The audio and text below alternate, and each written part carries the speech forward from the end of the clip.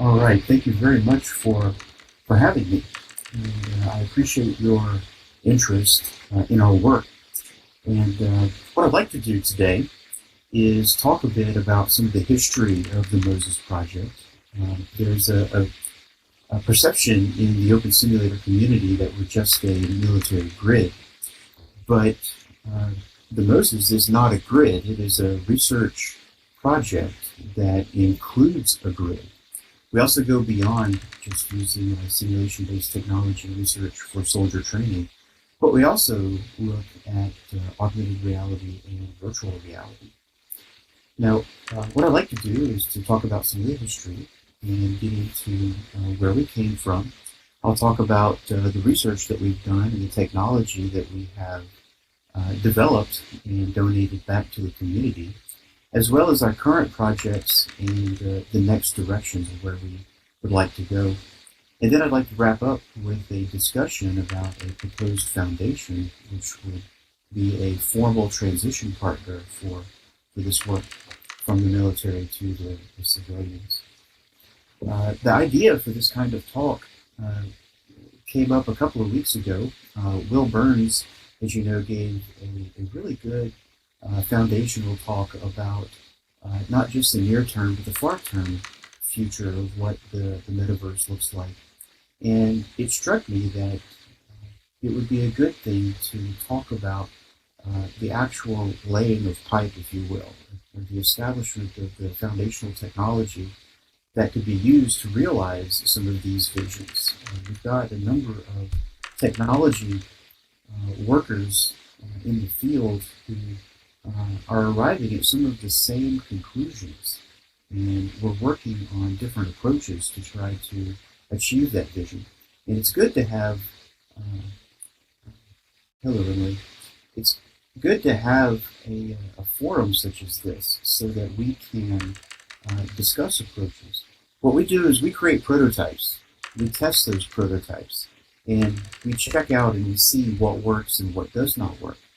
And then we return those results, whether they're positive or negative, back to the community. If it's negative, it's to help you to understand what might not have worked so that you don't duplicate effort. And if it's positive, then you can go ahead and use it. So before 2010, I was working with the Navy, and we were looking at game-based architectures to help with our simulation and simulation-based training applications. And so the Second Life really got our attention because it is a unique platform, different than your standard first-person shooter or your massively multiplayer online gaming. And so it is a world simulator in almost the truest sense. Inside of Second Life, you have a currency, you have a unique set of social norms that are different than what you would find, say, in the quote-unquote real world. I hate to actually overuse the term real world because even though this is a synthetic environment, in your minds, this is just as real as any other reality. And so you have to be careful there. And these are concepts that the military struggled with in the beginning, and we're just now coming around to embracing, which is in fact enhancing downstream training. And I'll talk about that a little bit later. So what we like about this is that it's not a prescribed environment. You're not logging in to conduct a specific scenario where you can only walk down a certain path and you can only talk to certain people as described by a scenario designer somewhere else. When you log into here, you can do whatever you want. So you're exercising your critical thinking skills. And this is very important. Now, we talked about the Second Life architecture, but it was counter to our information assurance and security policies. We really couldn't use it as is. So we engaged Linden Lab, and they had already been approached by some members of industry, large defense contractors, in fact, who had arrived at some of the same conclusions that we did. And they had begun discussions on how to create a standalone enterprise product that they kept calling it Second Life Enterprise. And we worked with them for about 18 months on shoring it up, making it a more hardened system. I like to think that their interactions with us made it easier to, oh, pardon me. I like to think that the interactions with us made its way back into the mainline Second Life code. Any of the information assurance or any of the um, changes that we made or suggested to the architecture while working with them actually made it back into here and benefited all of you. I tried locking it, and I don't have permission to do that, so it's currently wide open. But thank you for the suggestion. On the next slide, let's talk about 2011. We learned a lot from our engagement with Linden Lab, and we do understand why they canceled the program. We still enjoy a good relationship with them. But we had an investment, a tremendous investment already in scenario generation as well as content creation. And these were contractual obligations with outside studios and content creators because we had not developed indigenous resources yet. And so since they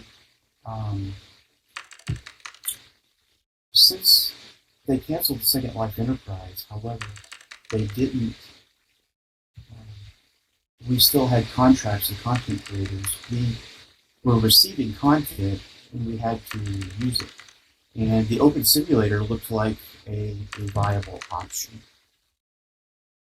So we began looking at the OpenSImulator actually back in 2008, but it was still too raw. It was still too unstable, and we didn't think that it was ready yet for prime time. But in 2010 and 2011, we were surprised by how much work had been done on the simulator, and it was looking really good.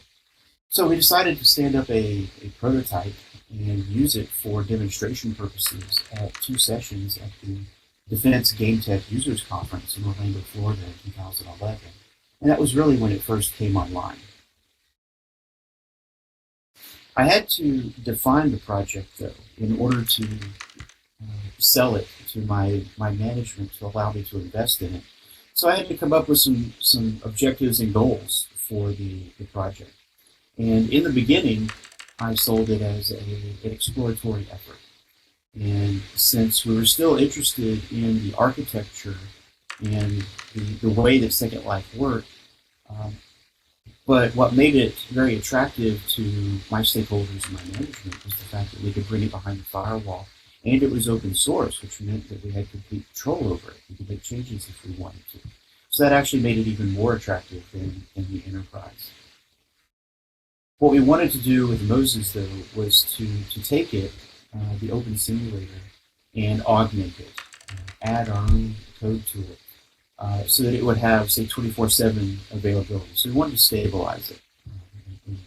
We wanted to have backup and redundancy. One problem that the military had both with Second Life and with the Second Life Enterprise was we had a very difficult time preserving and backing up our data. The system had to be completely self-contained. It needed to run behind a firewall, so third-party voice solutions, for example, were not satisfactory. And we also wanted to have open standards for the content that we had, no proprietary standards. So we could reuse the content if we wanted to if we switched to different platforms. And in fact, in the Moses project, we've used the Big World engine. We're very knowledgeable with the Havoc Vision engine, the Unreal 3 and the Unreal 4 engine, as well as Unity. We're not just an OpenSImulator shop. And then one of probably the most popular things with the community has been the guidance and sharing of our knowledge and our lessons learned with other people who want to stand up their own simulators. And then again, this is really interesting. We discussed this back in 2011. We were talking back then about hypergrid and about how we wanted to link to other organizations and have a global grid, if you will, of military open simulators that were inside our own parallel to what you know of as the World Wide Web. Yeah, I know. I appreciate all your suggestions, but every time I click that lock, nothing happens. So I'm sorry. The little locking mechanism isn't working. So the only thing I can do is just ask the participants not to advance the slides, please.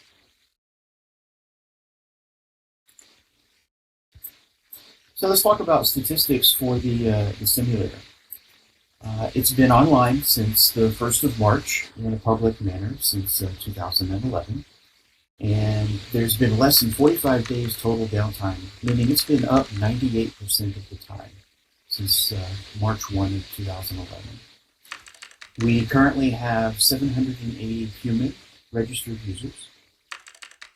Some of our partners include Tulane University, the Institute for Simulation and Training at UCF, their logo here, University of Colorado, Imperial College London, the Austin Tate, the Air Force Research Lab, Air Education Training Command, Naval Undersea Warfare Center, the Air Warfare Center, and there's actually too many to put on a single slide. Those are some of the high-profile ones. We have 3 acknowledged grids. We use the Moses Public. We have a prototype Halcyon grid that we're using for integration and testing purposes. And then we have a training simulation grid that we have at the 211th Regiment, the Regional Training Institute at Camp Landing in northern Florida. This represents over 200 simulators. We bring them up and down frequently, so I can't give you a definite number because it changes from day to day. We have attempted to show just how far you can take a simulation-based training system that is 100% open source and has 0 licensing fees. You can download out of our GitHub or from our website any of the code. And we don't ask for distribution agreements. We don't ask for reciprocal licensing. It's atypical of a government and military project. And immediately, even against the advice of some of the OpenSImulator developers, we immediately deployed as virtual machines. And we did that out of necessity. So going into 2012 and 2013, we had met or exceeded all of our FY11 objectives. And there's a note card floating around that has all of the URLs that I discussed in this briefing.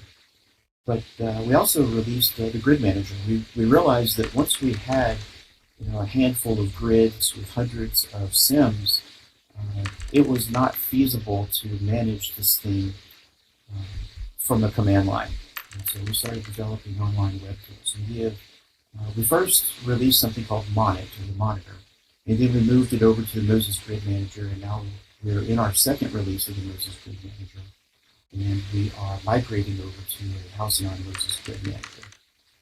And all of this is open source and available, and I believe Maria Korolov at Hypergrid Business even did some nice articles on our dimensions. So in the 2012-13 range, though, the objectives changed. Now that we had this functional prototype, that it was stable and usable, we wanted to research how far we could take it. We wanted distributed simulation now. We wanted to be able to include soldiers not at a single site, but at multiple sites. And we wanted to begin looking at scale. We wanted to go beyond the normal 20 to 40 avatars in a usable region, but multiple hundreds of avatars in a usable region.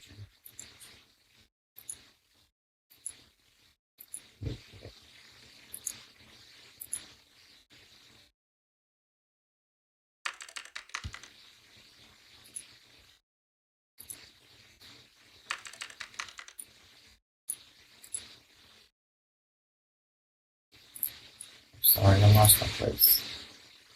All right, here we go. So we think in terms of goals and objectives. And so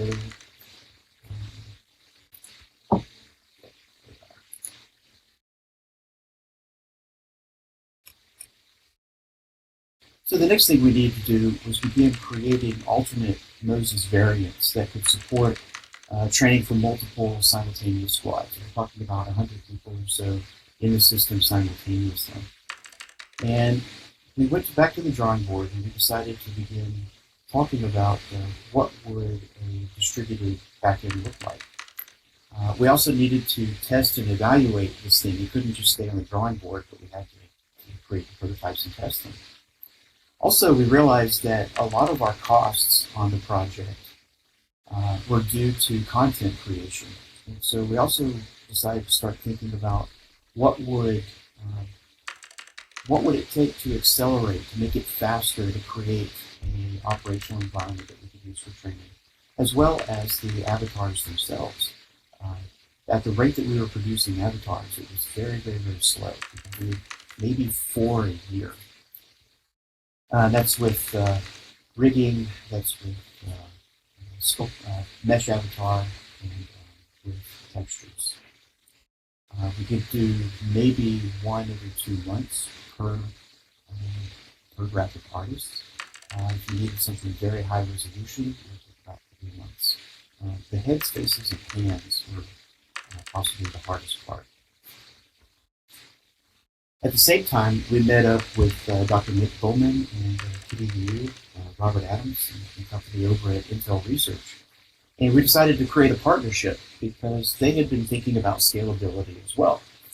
And we decided that we put together a formal agreement. It's called a Cooperative Research and Development Agreement. And we began working together, developing software that we could use to test. They had some basic software. They called it the Distributed Scene Graph, or the DSG. And they had synthetic tests.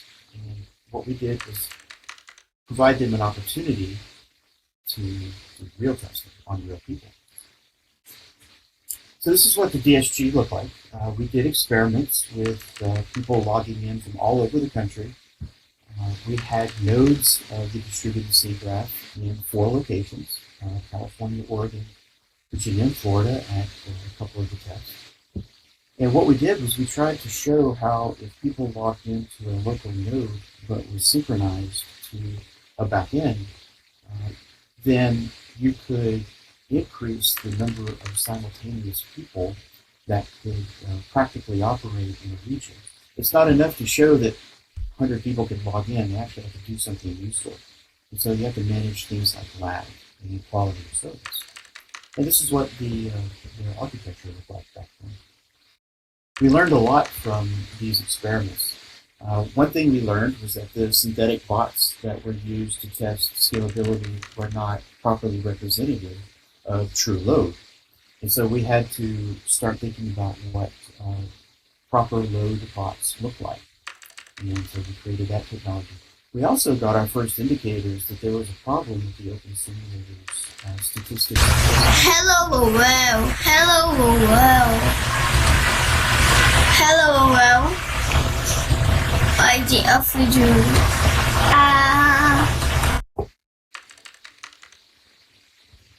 So it looks like what we had was an issue with the statistics gathering mechanism. And we decided to go in there and begin fixing that as well. When it comes to creating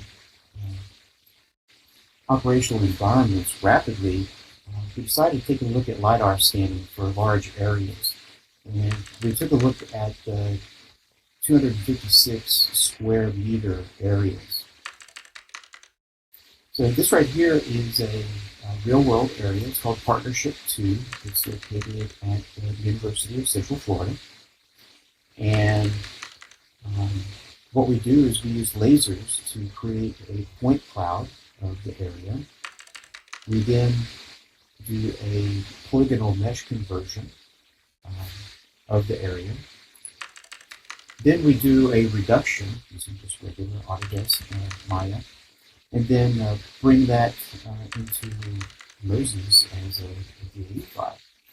And the final product looks something like this. This is an actual screenshot from the Moses environment. And it's a very good replication of the actual environment. Here we could do this quickly. So we can create a 256 square or 1 sim in just under 2 weeks. Whereas before it would take artists more than a month to do something like this. And it would be difficult to even approach the accuracy of the LiDAR scanning unless you were working from plans.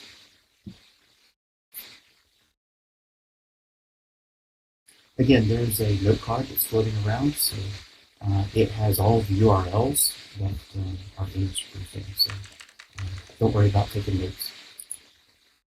This is another shot of the content output.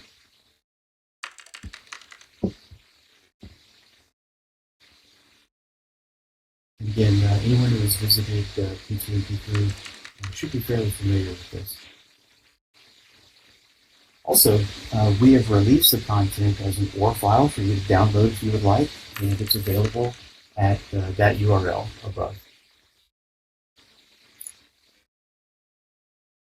Now, 2014 is where things started to get a bit more serious. We had established that we could create operational environments quickly. We had stabilized the OpenSImulator for our own needs. We had augmented its code. We had begun creating actual training material and wanted to test its efficacy by comparing groups of soldiers who had trained using the Moses simulator versus groups of soldiers who had trained using traditional means. By traditional means, I mean sitting through a lecture and seeing slides of the field manual. If you look at the bottom left-hand side of the briefing, you'll see that there is a PowerPoint presentation where there's kind of sketches from the field manual there. And in the upper left-hand side, you see groups of soldiers who were not just getting the doctrine and the theory behind the activity they're about to engage in, but also practicing it in the world. And they had to know things like how to line up correctly, how to enter a room in what order, which direction to go in, and how to, what we call, cover their sectors of fire. And this was very, very interesting work.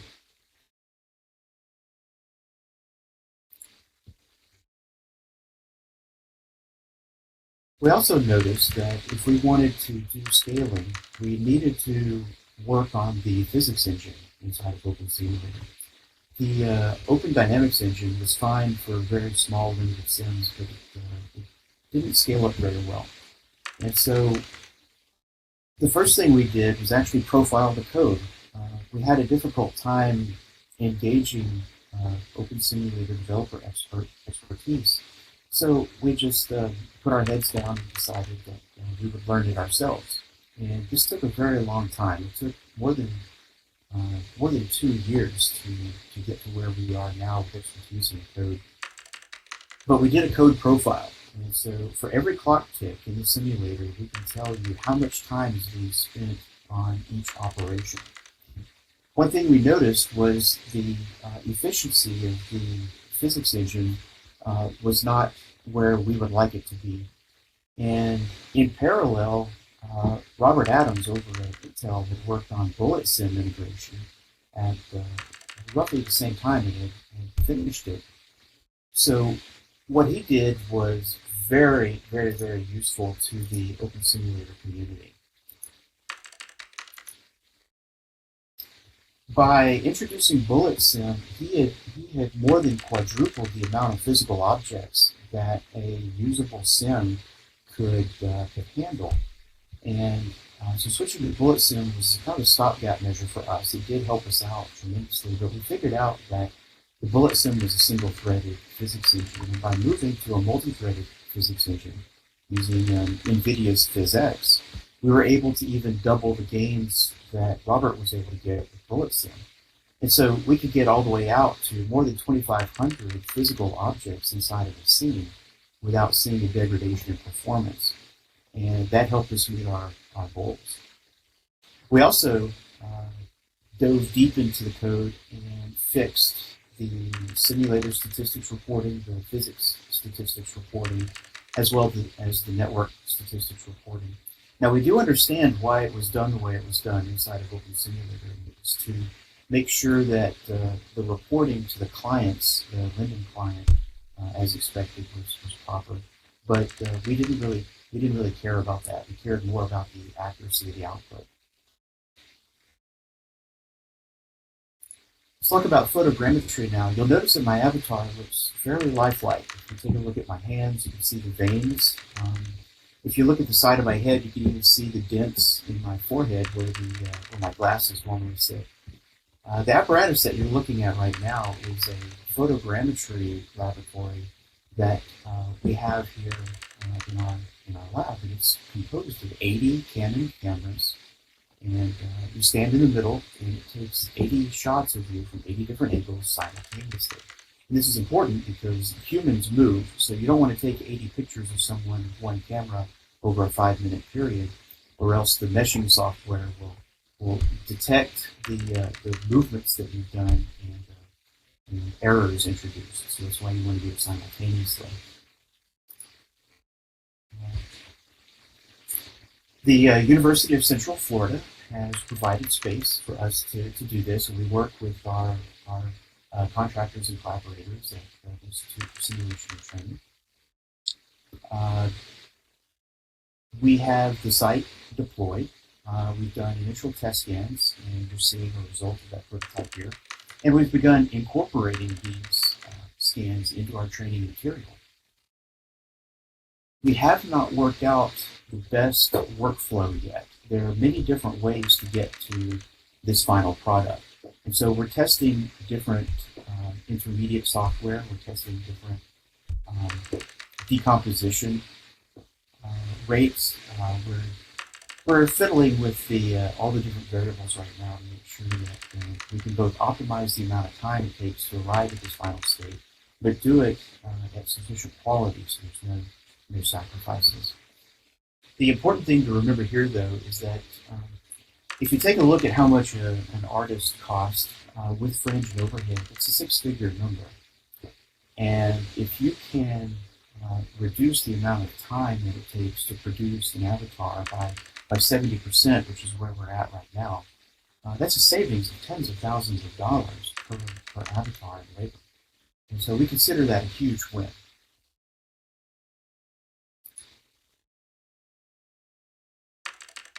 Terrain is a big deal for us. We need to work in actual terrains, not just synthetic terrains. And we have the ability to dive into both military and civilian terrain databases and recreate actual areas.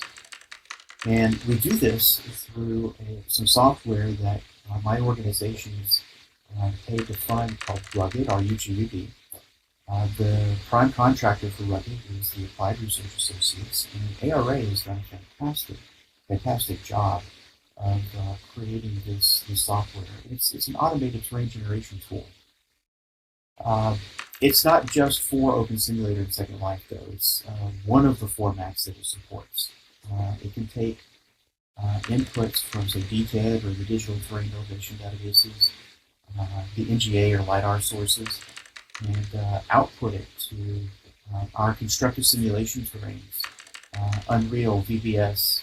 I believe it also supports CryEngine, as well as the module that we have them create that supports OpenSImulator and Second Life.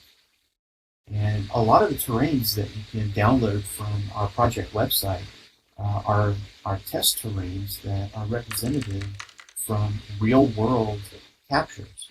And so you're actually, if you do get those ores and terrain files and load them onto your own OpenSimulators, you're actually walking around on real dirt.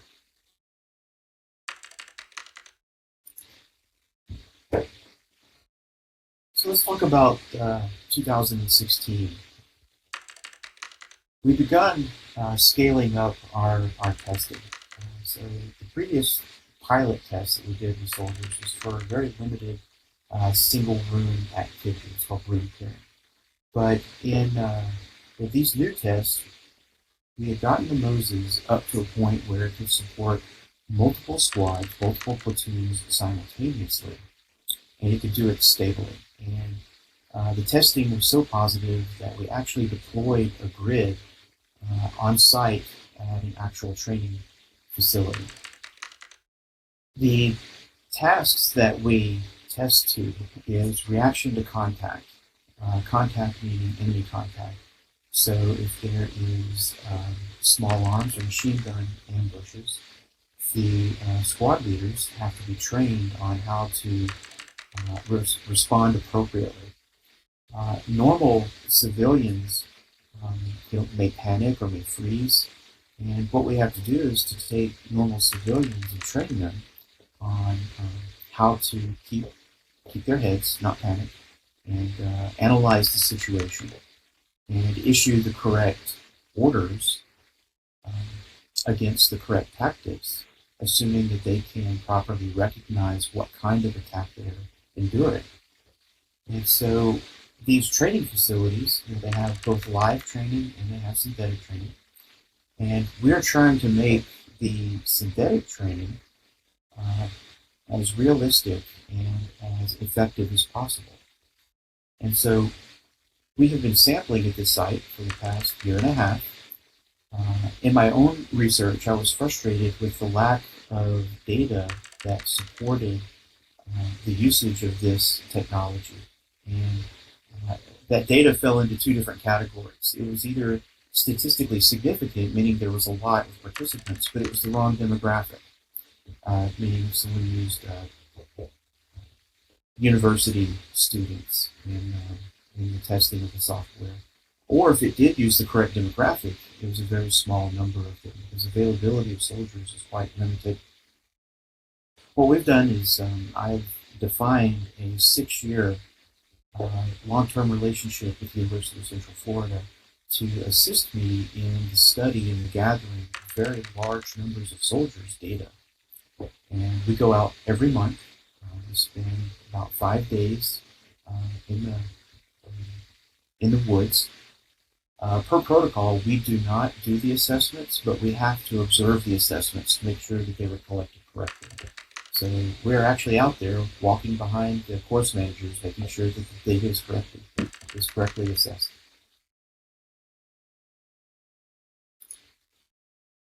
The civilians often ask me, what do you mean by a live walkthrough or woodline rehearsal?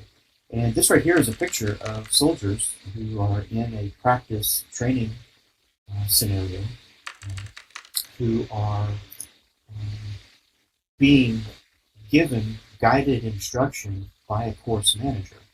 And you see the course manager in the center there talking to the soldiers that he has lined up. And right now what he's doing is demonstrating a proper line. In this picture, you've got a photograph of them doing that virtually. And they were doing it within a classroom, and they're sitting inside a classroom with laptops. And this is a screenshot of the virtual battle spaces, which is what they're currently using. And we use the Moses for our testing because it's a flexible platform. The benefits of the open source is that I don't have to go back to a contractor and wait the months that it takes to create a contract or go to the expense of modifying the software. We can do it, and we can do it in an iterative fashion ourselves. So these are what our training environments look like inside of the Moses. This is an area called Atropia. The OR files are available for download. It was part of the DSG experiments, and we have updated and augmented them, and we're using in our current soldier testing as well.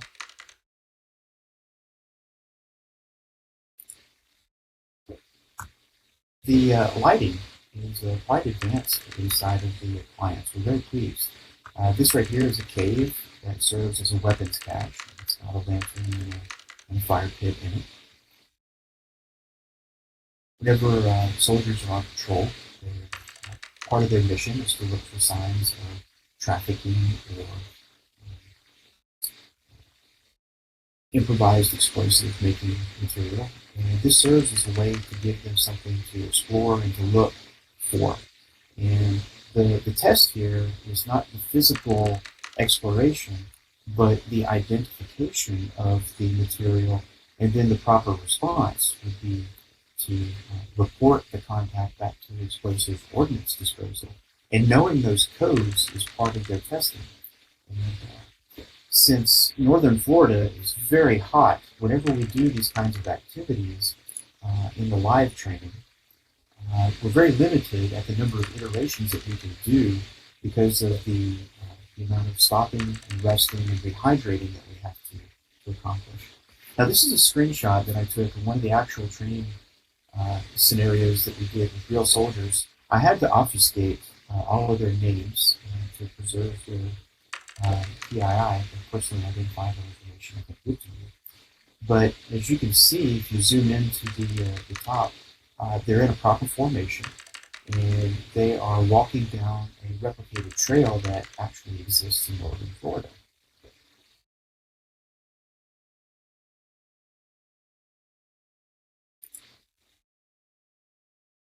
And here's an exploited top-down view of the system with the what we call FOB, or forward operating base proxy, in the background.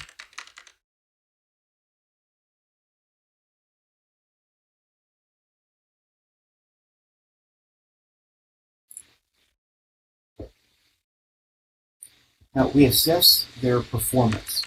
The testing involves having multiple training treatments: a traditional treatment that is only live exposure, and a treatment that is only virtual, and then another treatment that is a blend of live and virtual.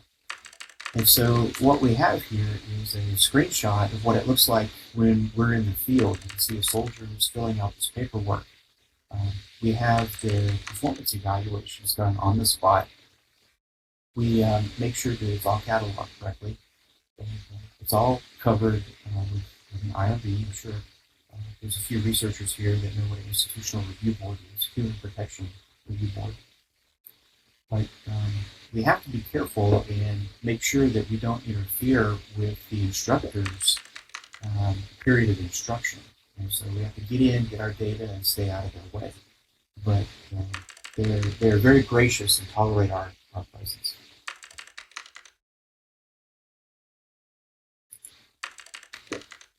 Now, what's next? This will probably get the educators in the audience attention. I'm sure you all know what web courses is, or Blackboard, or one of the others. But what we would like to see is breaking down more of the barriers to entry of virtual worlds for enterprise use, specifically for education, in addition to military uses.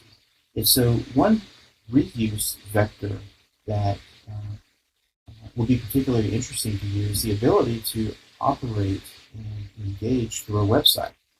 And this right here is a notional picture of what your web courses would look like with a Moses frame inside of it. You can start out with a lecture and then move on to the practical exercises of whatever it is you're teaching. But this approach, since we are still working on it and we have not tested it, is one of many ideas that we have. This is the most promising one to solve access problems. A lot of enterprises have information assurance policies that are quite strict when compared to just normal personal usage. So there's firewall blockage, there's restrictions to what a normal unprivileged user could install on their laptops. Well, going through a web browser would address those IA policy issues and hopefully mitigate them. We also get to a situation where user interface customization becomes very attractive. You don't need all of these buttons in a normal training situation. If we can make it easier by presenting a streamlined or a stripped down version of interface to give students or trainees just the information they need to do their jobs, we can reduce frustration, and we can increase the amount of time that you spend teaching and reduce the amount of time you spend training on how to use the tool.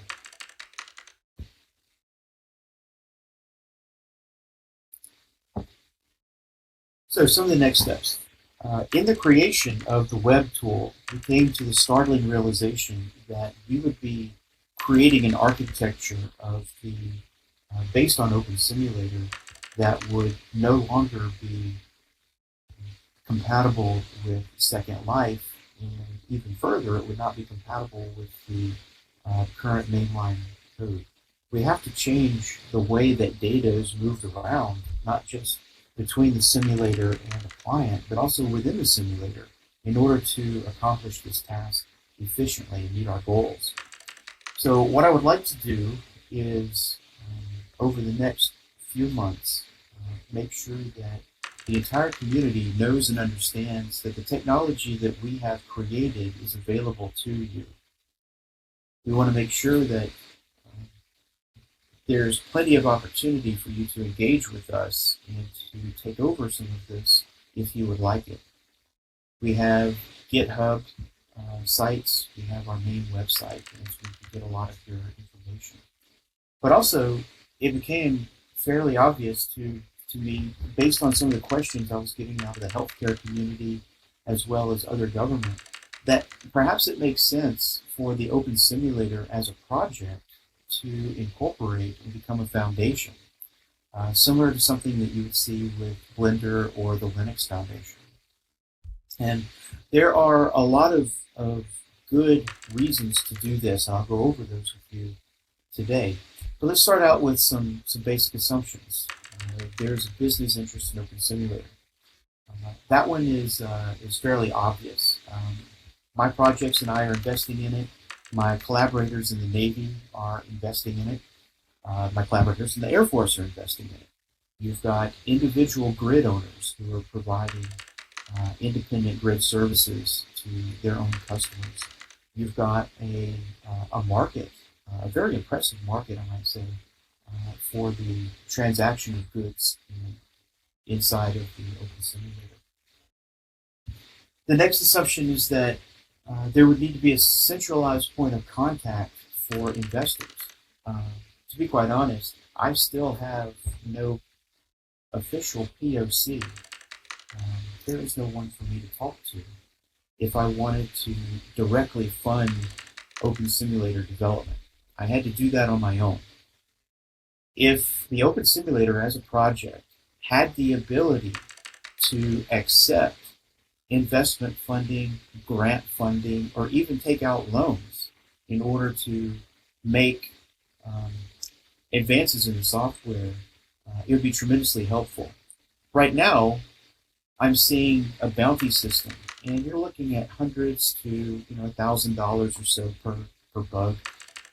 What it would take to mature this code is a lot more than that.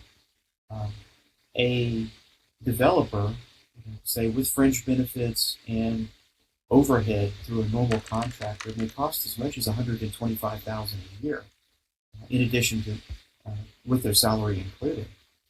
And those are the numbers that I see kind of as an industry average for what we are charged for software development support.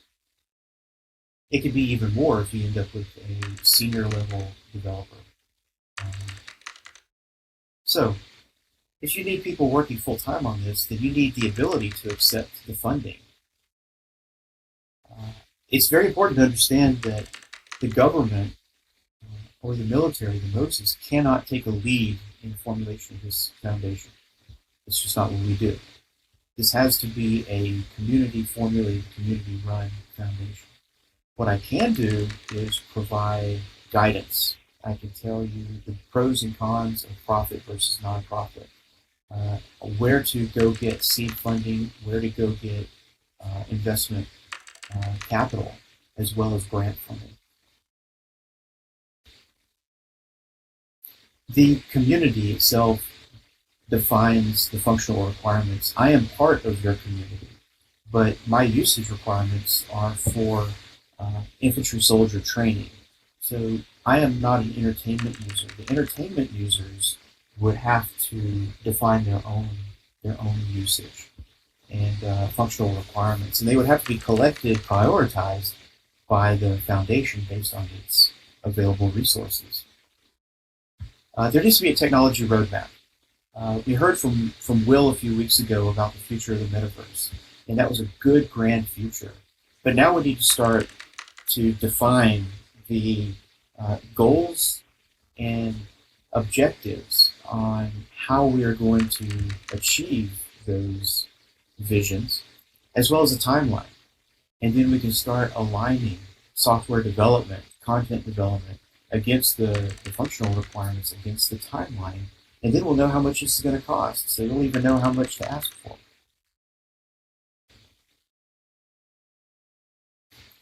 Code handling has to be unbiased. The people who are in charge of code acceptance cannot be competitors to the user base. And I'll leave it at that.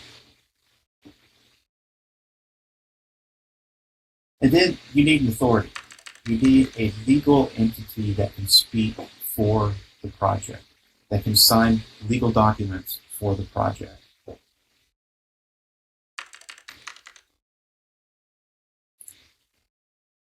So let's talk about business cases.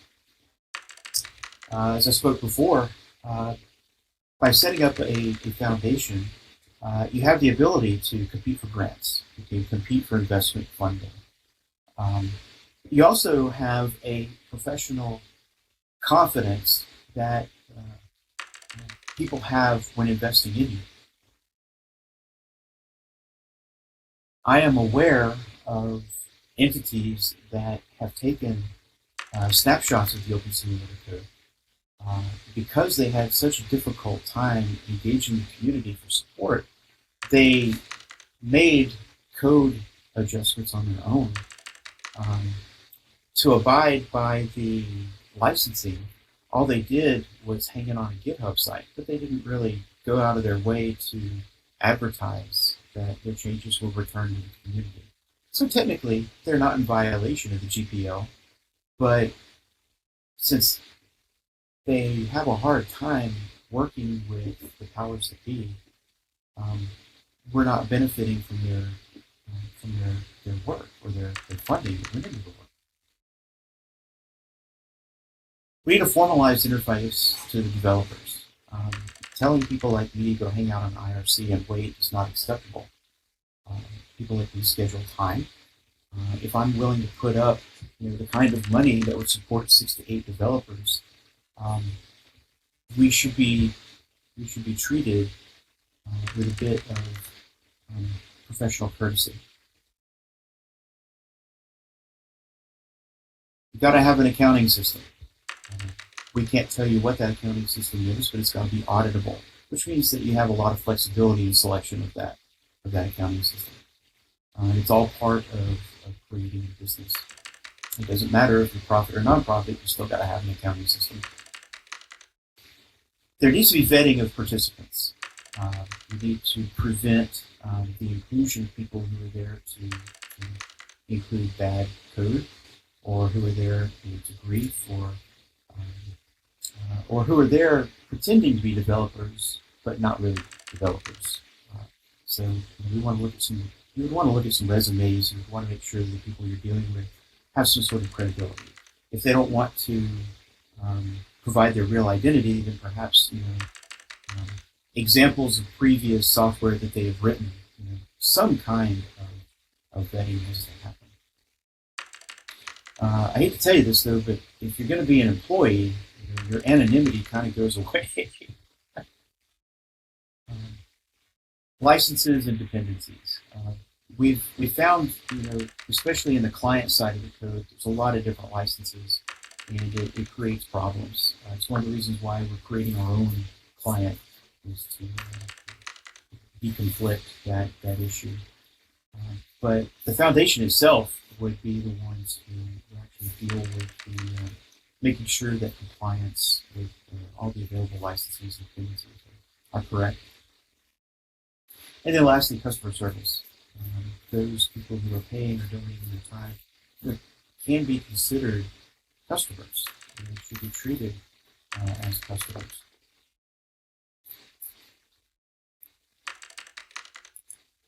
Now, the technology case. This one is also fairly straightforward. But there needs to be a formal code review, and there needs to be an official acceptance of authority so that people like me know that we're getting a code that has been reviewed by foundation leaders who have been vetted, and we know that it's safe. It needs to be a trusted source. The release cycles. It would be very nice to know when to expect what. I can align my software deployment strategy against this release cycle roadmap. I would also know where to provide investment. Security patches. They're going to happen. They're out of they're just going to happen. Probably the most appalling aspect of dealing with OpenSImulator is the fact that the community doesn't seem to either grasp, understand, or care about just how open it is. It is mind-boggling to us in the military that is not a high priority to address. And we're not sure why. It is more than likely a cultural thing. Here in the military, security, information assurance, and encryption is just a way of life. We live it. The civilians tend to only think about it unless they're doing online shopping or banking. But for us, it is part of the air we breathe. Intergrid data interoperability standards. Also addressing some vulnerabilities of the OpenSImulator would include also creating a specification of say a follow-on to what you know is the hypergrid right now. And I think we could do it safely. What it would do is allow you to move the content that you buy in one grid and take it with you as you hypergrid around to other grids and not have to worry about it getting left behind or falling off because the target grid doesn't have permissions or whatnot. And we do have a strategy for doing that. We talked about it briefly during Will's talk, but it's called blockchain. It's where your certificates are accepted and passed along as you go from one server to the next. And lastly, I want to leave this with you. The work that we do is for our warfighters. We engage with them, we serve them, we do the best we can to provide them with the latest research for the most effective training products that we can devise. They place a lot of trust and faith in us in the research community, and they are willing and very motivated partners. And I consider it one of the privileges of my job to interact with these people on a regular basis. They are inspiring, and I absolutely enjoy working with them. This picture is part of an award ceremony.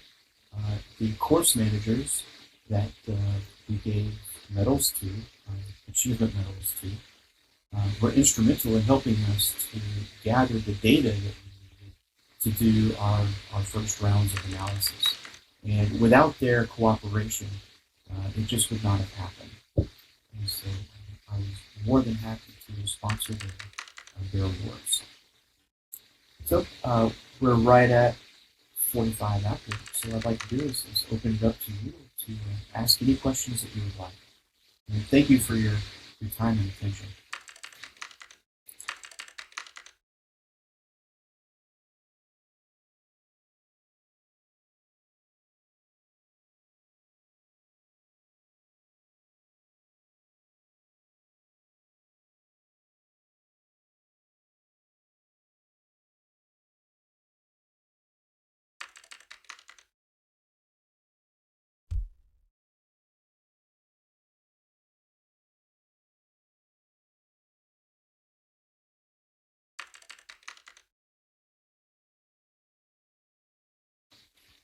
It's a good question, Ada.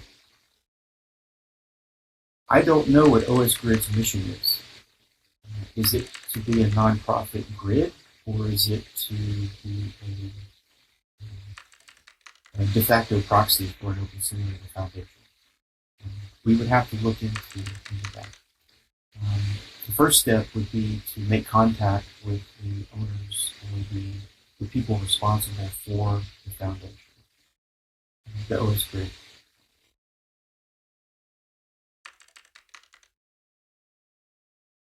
So first, we have to know if they're even motivated to take on this extra work,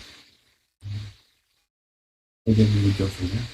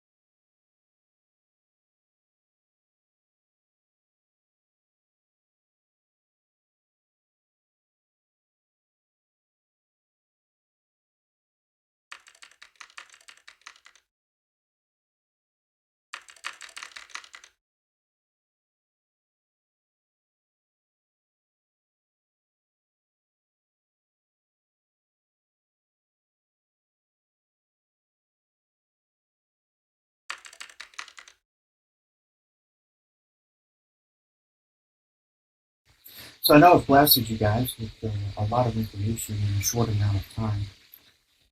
If you have any questions or would like to see demonstrations of any of the technology that I've discussed today, please feel free to get in contact with me at my email address. I'll put it in local chat.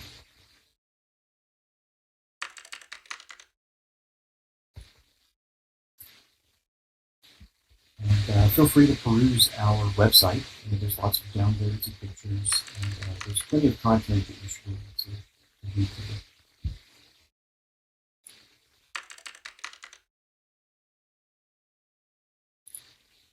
Is that the militarymetaverse.org site, Doug? Yes, it should be in the note card. Also, there's a lot of YouTube videos. So if you go rummaging around inside my YouTube channel, there's a lot of tech demos in there too.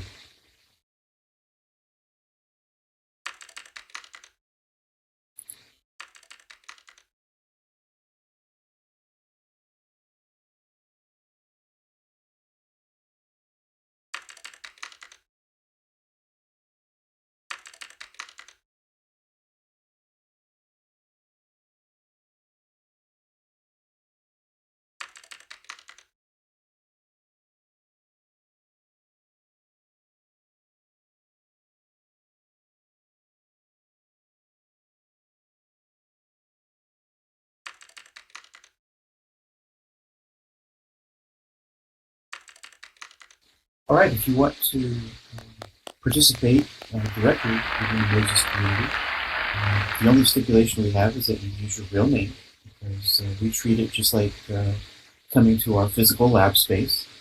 But you can register at the Military Metaverse site. And, you're more than welcome to join us at our weekly office hours. It is Fridays at 3 p.m. Eastern, Orlando time.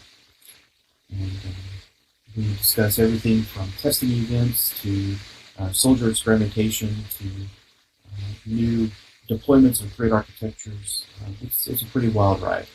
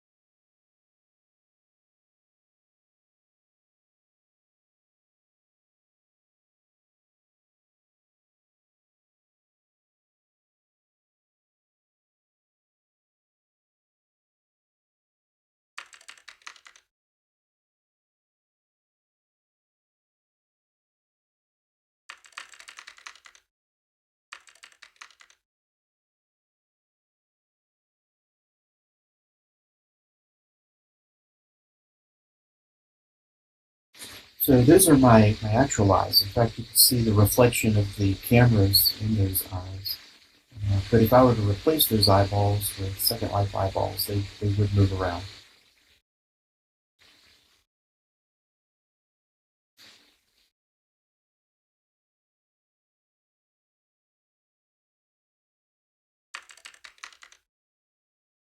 I know they're a freaky light metal blue.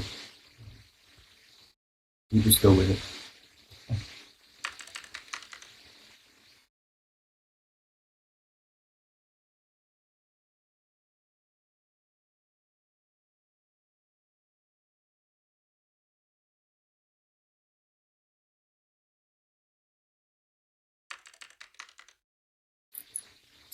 If anyone is in the Orlando area, or if you're planning a vacation to Disney, feel free to get in touch with me, and we can arrange a lab tour.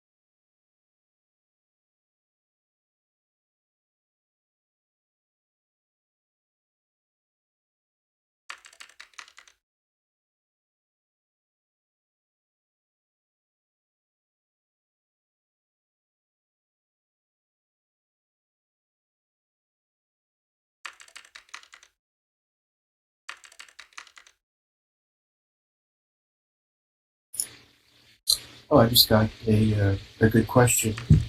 I am. No, I did not show you everything that we're doing. Um, we're quite conservative with what we release. I don't want to give you something that will break your stuff. But we don't mind sharing failures. But no, we've got other ongoing projects as well.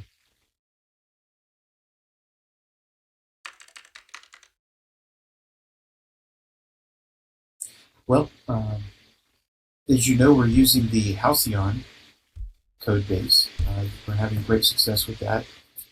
It's got much fewer lines of code, as well as they've arrived at some of the same conclusions we did regarding optimization.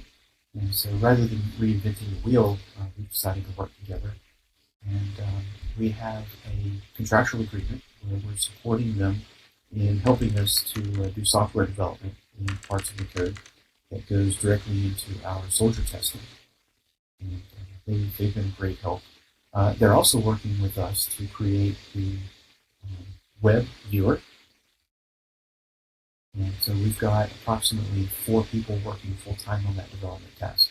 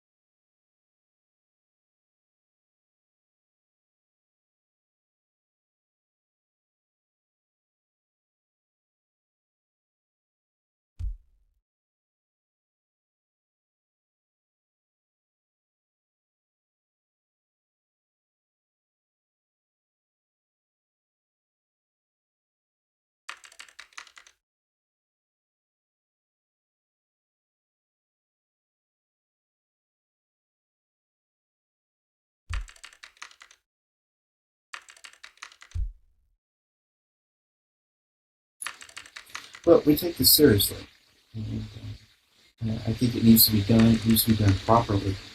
My biggest reservation is that what we come up with for a workable solution for our uses may be incompatible with the current usage paradigm for the entertainment side of the house in the OpenSImulator.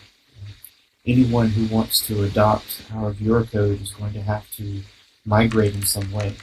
So the OpenSImulator developers, they have to take our code and say reverse engineer it like they did with the Second Life viewer, or we, God forbid, collaborate, work together, and make a follow-on to the .9 OpenSImulator code base that is acceptable to everyone, so that we don't have to fork irreversibly.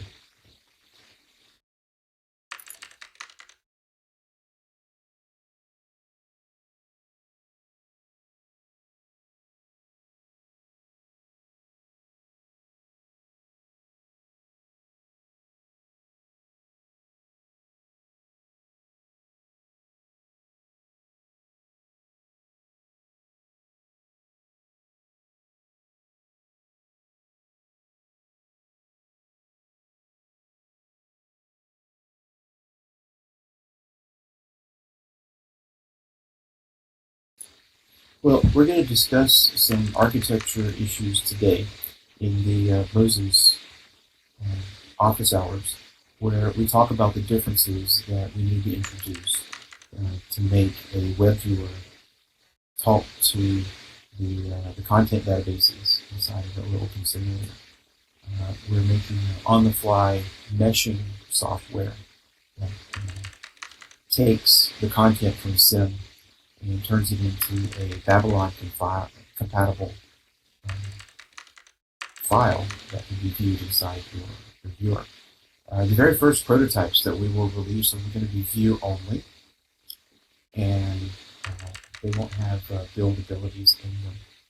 So for the next 6 months or so, we'll be able to have both traditional clients, third-party viewers, as well as the web client. Eventually, though, we're going to want to cut out the code that accepts traditional viewers altogether, because it's like an appendix or consoles. It's just not needed. And when we do that, we'll be existing only through web viewers, which means that you'll have build capability. There are going to be some trade-offs, and we'll have to talk about that.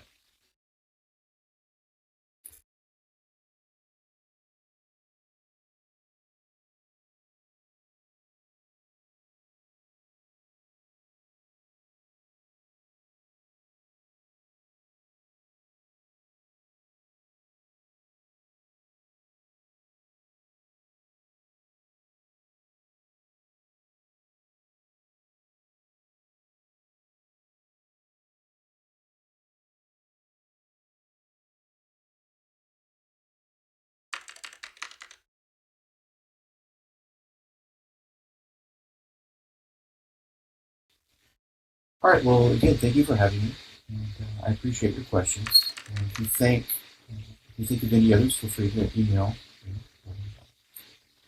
Join the Moses Project. You're welcome to come in and participate in our office hours. Thank you again for your time and attention.